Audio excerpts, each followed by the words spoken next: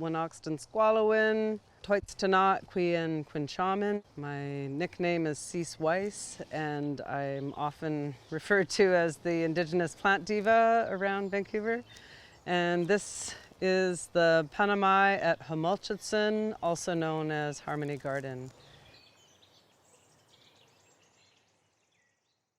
We are really about the pesticide-free thing because you can manage everything with the right beneficial bugs. And one of the first and most important beneficial bugs are the pollinators. You know, the things that people want pesticides for are aphids.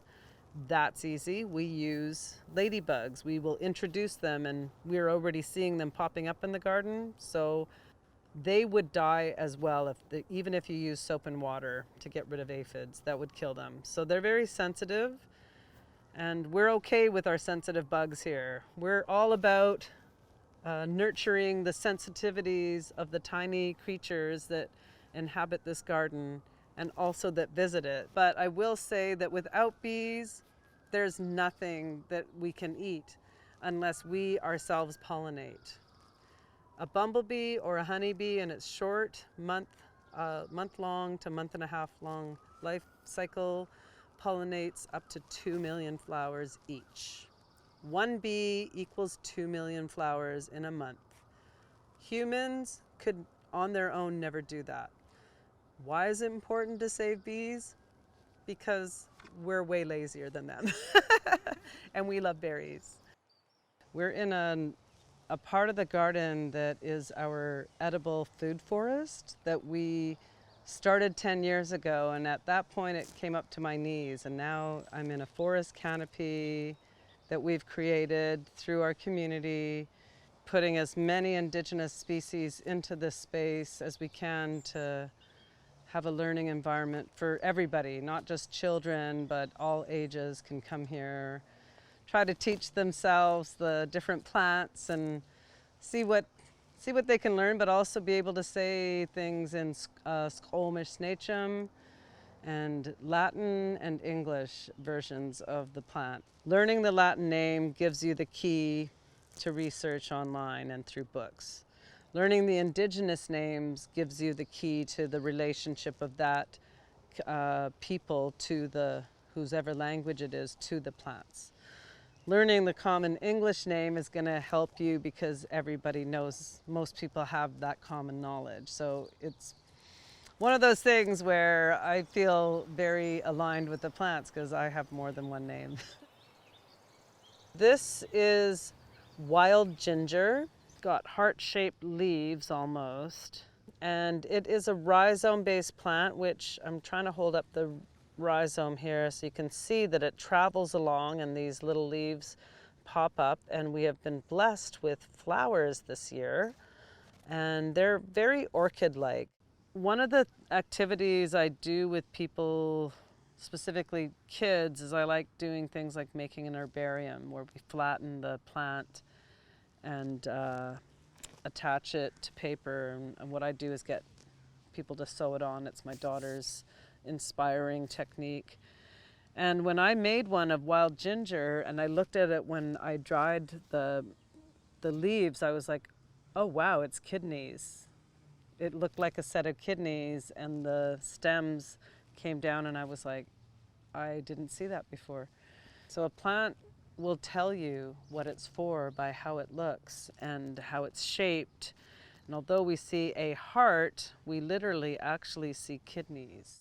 So yeah, when you look at anatomy books and you start to learn about plants, you start to see this relationship that makes you have a lot of aha moments, like, oh, what? And so I had an aha moment with wild ginger.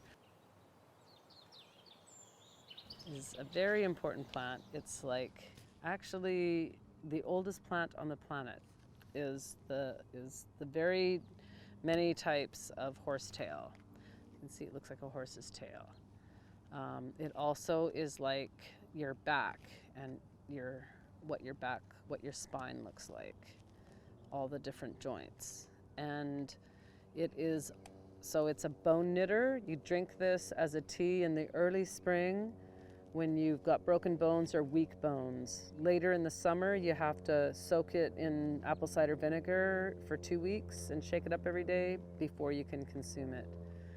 Also has a nickname of Indian water plant because it's hollow, and it's said that people had used it at times they had to hide underwater and they could breathe through. This was a hollow reed they could breathe through, but they could also suck the water out of this and survive. Now, another cool thing is if you don't like using dish soap, you can use horsetail.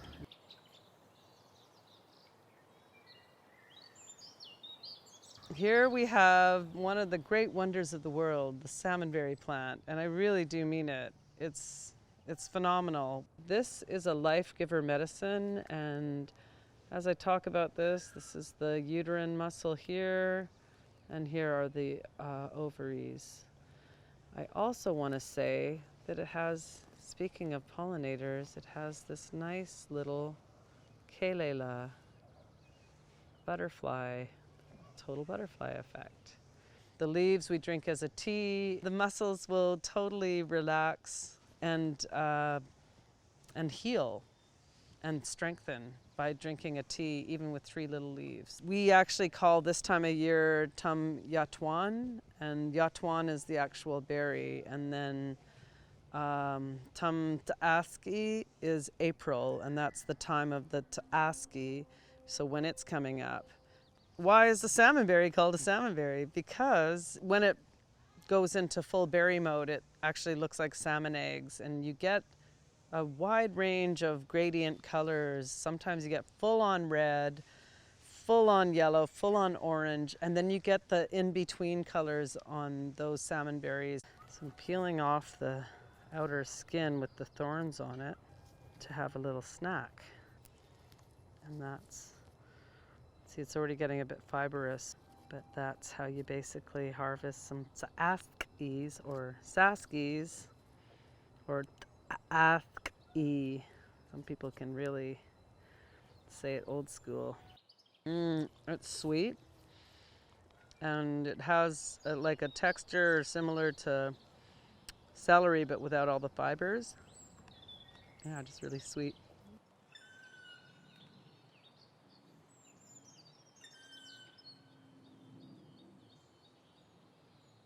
Here is a nice little vaccinium. It is the red huckleberry, also very special. And I have placed it here by this 500-year-old cedar log that was gifted to the garden by the North Van District. And we're happy to get that because it came from way up high on the mountain. And what it does is it feeds nutrients into the red huckleberry.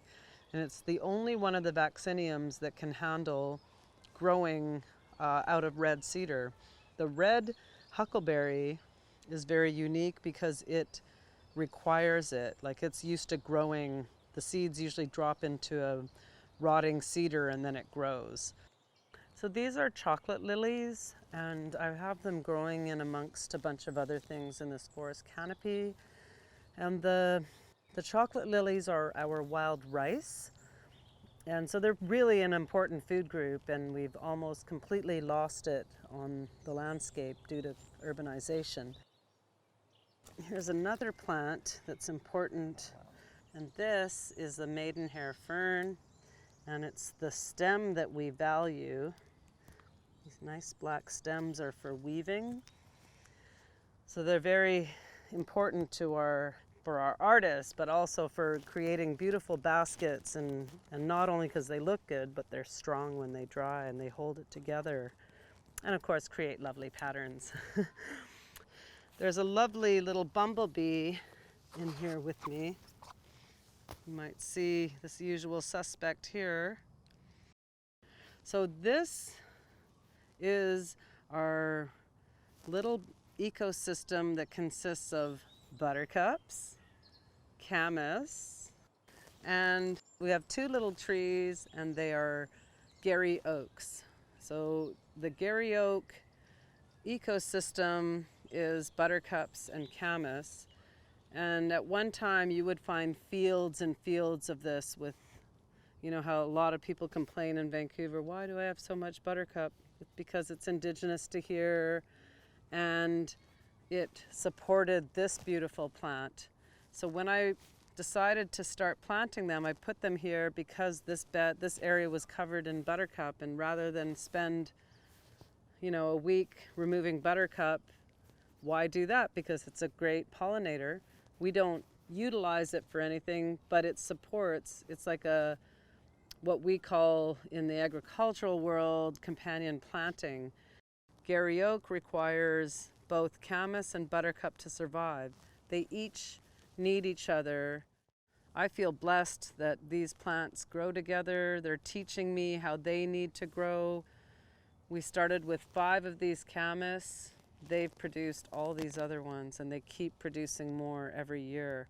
And it's really one of the most important things that we need back in our diet is these tubers that we once thrived on. And when you look up close, you can see that there is yellow in the flowers and purple, and you don't always notice that, but you see the way they look in amongst buttercups, and it's so pretty. It's like beyond comprehension how nature pairs colors together in ways that illuminate the world for us.